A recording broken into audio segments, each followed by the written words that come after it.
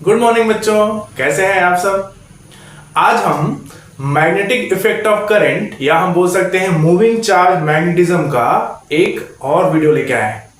इस वीडियो में हम बात करेंगे अबाउट बायोट-सेवर्ट लॉ का। ठीक है, इसके पहले वीडियो में हमने देखा था कि जो ऑस्टेट का एक्सपेरिमेंट था उसके थ्रू हमको यह पता चला कि अगर किसी करंट कैरिंग कंडक्टर को, है ना, या किसी करंट कैरिंग कंडक्टर के पास मैग्नेटिक नीडल रख दिया जाए तो उसमें डिफ्लेक्शन दिखाता है। फिर उन्होंने ये बताया कि हाँ, अगर कोई कंडक्टर है जिसमें करंट फ्लो हो रहा है तो उसके चारों ओर कॉन्सेंट्रिक सर्कल्स के फॉर्म में मैग्नेटिक फील्ड बनता है।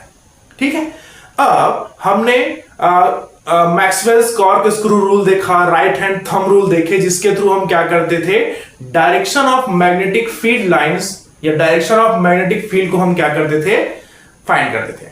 ठीक है, अब जब ये डिस्कवरी हुआ कौन सा, ऑस्टेट के एक्सपेरिमेंट का, जिससे पता चला कि करंट कैरिंग कंडक्टर के चारों ओर मैग्नेटिक फील्ड बनता है। ठीक है, उसके बाद जो दो साइंटिस्ट थे, एक थे बायोट और एक सेवर्ट, ये उनका सरनेम है। ठीक है, उन्होंने मिलकर जो करंट कैरिंग कंडक्टर होता है वो कितना मैग्नेटिक फील्ड बनाता है उसके लिए क्या किए, एक्सप्रेशन फाइंड किए। ठीक है, और उसका जो लॉ दिए उसी को बोला जाता है बायोट-सेवर्ट लॉ। Biot-Savart law. ठीक है, तो बायोट-सेवर्ट लॉ जो है वो ये बोलता है कि मान लेते हैं कि अगर कोई एक infinitely long current carrying conductor, मान लेते हैं इसका नाम हम दे देते हैं एक्स वाई। ठीक है, इससे, है ना, इससे क्या करेंगे, किसी पर्टिकुलर पॉइंट पे ले लिए, यहां पर इससे r डिस्टेंस पे एक पॉइंट ले लेते हैं जिसको हम नाम दे देते हैं P, जिस पर हमको इंटेंसिटी ऑफ मैग्नेटिक फील्ड क्या करना है, पता लगा, है ना। एक पॉइंट P लिए जिस पर हमको इंटेंसिटी ऑफ मैग्नेटिक फील्ड क्या करना है, पता लगाना है। ठीक है, मान लेते हैं कि ये इससे थीटा डिग्री बनाते हुए रखा हुआ है, थीटा एंगल पे। ठीक है, तो आपको समझना है जब हम बात करेंगे इनफाइनाइटली लॉन्ग वायर का तो हमको नहीं पता ना, तो हम क्या करेंगे, उसको छोटे छोटे स्मॉल एलिमेंट्स में क्या करेंगे, बांट लेते। वायर लिए हैं तो इसको छोटे छोटे सेगमेंट्स में क्या कर लेते हैं, बांट लेते हैं। इसको मान लेते हैं A, इसको मान लेते हैं B और इसका लेंथ लेते हैं कितना, DL। ठीक है, अब आपको पता है बच्चों, अगर हम कंप्लीट वायर के लिए निकालना है ना, तब हमको मिलेगा मैग्नेटिक फील्ड। मैंने आपको बताया था कि मैग्नेटिक फील्ड को कैपिटल B से रिप्रेजेंट किया जाता है। ये एक वेक्टर क्वांटिटी है, इसका ऐसा यूनिट क्या होता है, टेस्ला। ठीक है, बिल्कुल उसी को हम क्या करेंगे, अब यूज करेंगे। ठीक है, कैसे, ये जो DL है ना, ये बहुत छोटा सा लेंथ है। ओके, तो इसके कारण से, इस पर्टिकुलर लेंथ के कारण से जो मैग्नेटिक फील्ड बनेगा यहां पर, उसको हम रिप्रेजेंट करेंगे किससे, DB से। ठीक है, उसको हम किससे रिप्रेजेंट करेंगे, DB से। तो जो बायोट-सेवर्ट ने जो लॉ दिया उसमें यह कहना था कि जो DB है ना, वो उस पर्टिकुलर सेगमेंट में गुजरने वाले करंट, मान लेते हैं I करंट जो है जा रहा है, ठीक है, उसके डायरेक्टली प्रोपोर्शनल होगा, ऐसा। ठीक है, उसके क्या होगा, डायरेक्टली प्रोपोर्शनल। ठीक है, अब यहां पर जो डिस्टेंस है ना, ये जो DB है उसका क्या होता है, इनवर्सली प्रोपोर्शनल होता है, ऐसा। इसको इक्वेशन 1 दे देंगे बच्चों, इसको इक्वेशन 2। ठीक है ना। अब आपको ये समझ में आ गया होगा कि अगर वो उसके डिस्टेंस के बीच के स्क्वायर के इनवर्सली प्रोपोर्शनल है, इसका मतलब ये है कि ये इनवर्स स्क्वायर लॉ को क्या करता है, ओबे करता है। ठीक है, उसके बाद, ठीक है, जो DB है, जो स्मॉल एलिमेंट है ना, मतलब जो स्मॉल मैग्नेटिक फील्ड है, ये इस स्मॉल एलिमेंट के कारण से उसके भी वो क्या होता है, डायरेक्टली प्रोपोर्शनल होगा बच्चों। ये हो जाएगा इक्वेशन नंबर 3। और साथ ही साथ ये जो DB है वो डायरेक्टली प्रोपोर्शनल होता है किसके, साइन थीटा के। थीटा जो है वो क्या है, ये जो है वो एंगल है किसके किसके बीच का, ये जो लाइन है पॉइंट ऑफ ऑब्जर्वेशन जिस पर हमको intensity of magnetic field find करना है, उसका किसके रिस्पेक्ट में, आपका जो स्मॉल एलिमेंट लिए है, करंट एलिमेंट बोलते हैं इसको, DL। ठीक है, उसके रिस्पेक्ट में। ठीक है, तो ये हमको मिल गया इक्वेशन नंबर 4।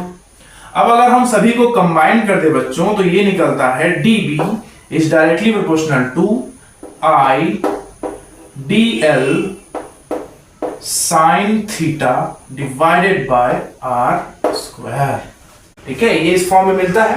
प्रोपोर्शनलिटी साइन को हटाएंगे तो प्रोपोर्शनलिटी कांस्टेंट मिलेगा। ये हम ले लेते हैं dB इज इक्वल्स टू, ये इसका प्रोपोर्शनलिटी कांस्टेंट रहता है d mu not upon 4 pi I dl sin theta upon r square. ये बायोट सेवर्ट लॉ का पर्टिकुलर उस करंट एलिमेंट के लिए क्या है, मैग्नेटिक फील्ड का एक्सप्रेशन है जो उन्होंने दिया था। अब अगर हम इसको क्या करते हैं, इंटीग्रेट कर देंगे बच्चों, तो हमको जो है टोटल क्या मिल जाएगा, मैग्नेटिक फील्ड इस करंट कैरिंग कंडक्टर के कारण से मिल जाएगा। ठीक है, इसमें जो ये म्यू नॉट अपॉन 4 पाई लिए हैं, आपको याद होगा बच्चों जब हमने कूलॉम्स लॉ पढ़ा था तो उसमें हमने कांस्टेंट लिया था k, जिसको हम बोलते थे इलेक्ट्रोस्टैटिक कांस्टेंट, है ना, जिसका वैल्यू होता था 9 × 10⁻⁹। बिल्कुल उसी तरह से इसका भी वैल्यू है ना, तो आप इसको चाहो तो नोट कर सकते हो, म्यू नॉट अपॉन 4 पाई, इसका वैल्यू होता है 10⁻⁷ है ना। अब ये dB ये टेस्ला हो जाता है, ये मीटर स्क्वायर। ठीक है, तो ये टेस्ला हो गया और ये मीटर स्क्वायर में चला जाएगा, तो ये टेस्ला मीटर स्क्वायर। ओके, अब ये I करंट है तो ये एम्पियर, और ये dl जो है लेंथ है तो ये भी क्या हो जाएगा, मीटर, तो ये इससे कट जाएगा तो हमको क्या मिलेगा, 10⁻⁷ टेस्ला मीटर अपॉन एम्पियर। ये इस तरह से इसका वैल्यू रहेगा, तो आपको इसको याद रखना है फॉर द न्यूमेरिकल पर्पस। ठीक है, नोट कीजिए। अब अगर इसके डायरेक्शन की बात करें कि इस पर्टिकुलर पॉइंट पे हम डायरेक्शन कैसे निकालेंगे बच्चों, तो आप उसको समझ सकते हैं। अगर हम देखें करंट का डायरेक्शन ऊपर की ओर है, राइट हैंड थंब रूल अगर हम लगाते हैं तो ये बिल्कुल इस तरह से होगा। करंट का डायरेक्शन कौन रिप्रेजेंट करता है, थंब। ठीक है, तो ये कैसे होगा, देखो इस पर्टिकुलर जगह पे ये बिल्कुल किस तरह से रहेगा, परपेंडिकुलरली इनवर्ट, अंदर की तरफ इस तरह से होएगा उसका डायरेक्शन। ठीक है, तो ये परपेंडिकुलरली इनवर्ट्स होता है और इसको हम रिप्रेजेंट करते हैं किससे, क्रॉस से। जब भी हमको मैग्नेटिक फील्ड लाइन को क्या करना है, इनवर्ट्स दिखाना है परपेंडिकुलरली, तो हम ये क्रॉस का यूज करेंगे, और जब हमको उसको आउटवर्ड दिखाना है तब हम डॉट का प्रयोग करते हैं, ये इस तरह से रिप्रेजेंट करने के लिए कि पेज से परपेंडिकुलरली बाहर आ रहा है, पेज से परपेंडिकुलर अंदर जा रहा है। ठीक है, चलिए बच्चों अब हम बात कर लेते हैं कुछ important characteristics of Biot Savart law के। ठीक है, पहला चीज आपको यह समझना है कि जिस तरह से हमने देखा था कूलॉम्स इनवर्स स्क्वायर लॉ, है ना, ये जो बायोट सेवर्ट है वो भी इनवर्स स्क्वायर लॉ को क्या करता है, ओबे करता है, इसीलिए इन दोनों में कुछ सिमिलरिटीज हैं। ओके, साथ ही साथ आपको यह भी याद रखना है कि जब हम बात करते हैं बायोट सेवर्ट लॉ का, ठीक है, तो जो उसमें हमने म्यू नॉट लिया था उसको बोला जाता है मैग्नेटिक परमेबिलिटी। ठीक है, उसको बोला जाता है मैग्नेटिक परमेबिलिटी, जिसको हम रिप्रेजेंट करते हैं म्यू नॉट से, है ना, और इसका वैल्यू हो जाता है 4 पाई इंटू 10⁻⁻⁷, है ना। अभी हमने निकाला था म्यू नॉट अपॉन 4 पाई की वैल्यू इतना था, मल्टीप्लाई कर देंगे तो ये वैल्यू हमको मिल जाएगा। ठीक है, इसमें पहला कैरेक्टरिस्टिक्स आपको ये याद रखना है बच्चों कि जो डायरेक्शन ऑफ dB होगा या direction of magnetic field produced by small element होगा, वो उस स्मॉल एलिमेंट I dl, अब इसको हम बोलेंगे करंट एलिमेंट, ठीक है ना, एंड जो उसका परपेंडिकुलर डिस्टेंस था कहां से, है ना, पॉइंट मतलब स्मॉल एलिमेंट से कहां तक, P तक का, AB से, है ना, उसके बीच का जो डिस्टेंस रहेगा उन दोनों के क्या रहेगा, परपेंडिकुलर। ओके, किसका डायरेक्शन, dB का, ये इस तरह से। ठीक है, अब दूसरा कैरेक्टरिस्टिक में हम देखते हैं कि अगर थीटा का वैल्यू हम ले ले बच्चों 0 डिग्री, थीटा का वैल्यू अगर 0 डिग्री लेते हैं, इसका मतलब क्या हुआ कि जो पॉइंट P है, P इज ऑन क्या बोलेंगे, करंट कैरिंग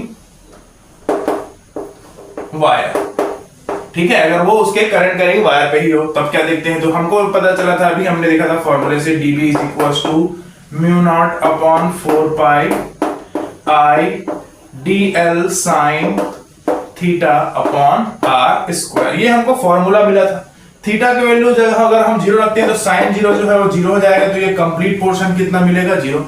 इसका मतलब ये हुआ बच्चों कि जब हम पॉइंट ऑफ ऑब्जर्वेशन को उस कंडक्टर में या करंट कैरिंग वायर में कंसीडर करते हैं तो हमको वहां पर जो नेट इलेक्ट्रिक फील्ड सॉरी जो मैग्नेटिक फील्ड मिलेगा वो उसकी वैल्यू कितना हो जाएगा, जीरो। इसका मतलब ये है कि अगर कोई वायर है, इसमें करंट फ्लो हो रहा है, ठीक है, तो उसके चारों ओर मैग्नेटिक फील्ड मिलेगा, बट उस कंडक्टर में मैग्नेटिक फील्ड का वैल्यू क्या होता है, जीरो होता है ना। तो ये हमको याद रखना है, ठीक है। चलिए अब उसको देखते हैं। इसका दूसरा वो जो है अगला प्रॉपर्टी ये बोलता है कि अगर हम थीटा की जगह 90 डिग्री यूज करें, मतलब थीटा का वैल्यू 90 डिग्री यूज करें, तो सेम फॉर्मूले में साइन 90 रखेंगे। यहां पर साइन 90 का वैल्यू होता है 1 मैक्सिमम, तो वहां पर हमको dB कितना मिलेगा बच्चों, mu not upon 4 pi I dl upon R square. ये होता है मैक्सिमम वैल्यू, ठीक है। ये मैक्सिमम वैल्यू हुआ, इसका मतलब ये हुआ कि अगर कोई करंट कैरिंग वायर है, ठीक है, तो एग्जैक्ट 90 डिग्री पर उसका वैल्यू जो है वो क्या होगा, मैक्सिमम होगा। किसका, मैग्नेटिक फील्ड का, ठीक है। जैसे जैसे हम क्या करते जाएंगे, इस पॉइंट को इधर शिफ्ट करते जाएंगे, उसका मैग्नेटिक फील्ड क्या होते जाएगा, कम होते जाएगा, क्योंकि यहां पर आने पर वो क्या हो जाता है, पूरी तरह से क्या हो जाता है, जीरो हो जाता है, ठीक है। तो ये इस तरह से कुछ प्रॉपर्टीज हैं इनके बायोट-सेवर्ट लॉ के, उसको आपको याद रखना है। बायोट-सेवर्ट लॉ बहुत इंपॉर्टेंट है किसमें, मूविंग चार्ज एंड मैग्नेटिज्म के केस में, ठीक है, मैग्नेटिक फील्ड फाइंड करने के केस में, ठीक है। तो इसलिए इसको ध्यान रखें।